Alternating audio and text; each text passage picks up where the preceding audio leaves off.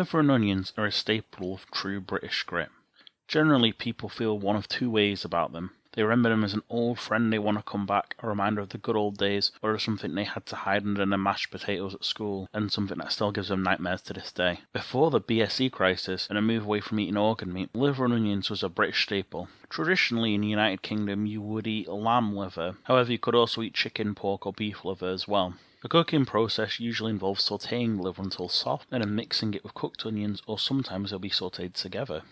It again reflected the idea of no part of the animal going to waste, which is a recurring theme throughout these videos, the idea of making sure that food waste doesn't occur, and reflected a broader culture of eating parts of the animal that we seen today as triggering by a lot of people, which again brings into the conversation the idea of eating tripe or stomach meat from cows, which was seen as commonplace a few generations back, but now would be met with abject horror and a refusal to eat by some people. Liver was known for its strong iron taste and was seen as nutritional and good for you. In a way, fattier parts of the meat simply aren't. Liver and onions was a hearty British working class staple, as often you could get liver cheaper than other cuts of meat, and liver and onions with some mashed potatoes was seen as a comforting tea for a lot of people.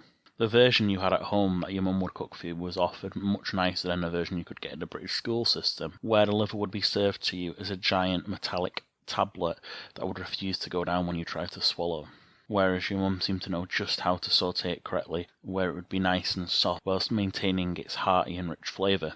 Across Europe there were other variants of the dish, such as in France where it was served with butter and bacon. However, in the UK we never needed such excess, and appreciated it without added flavours. These days these staples of Britain's working class past still exist, but are mostly forgotten. You can still get the odd ready meal here or there that might have liver and onions. However, it's not the same. It almost feels like you're being shamed for buying it. Like it's a hush-hush arrangement, as the butcher might say to you when you ask for liver.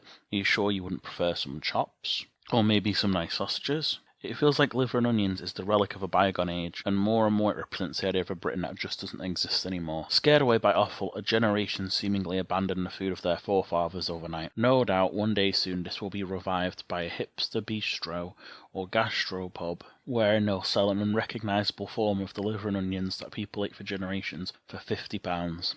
What is the world coming to?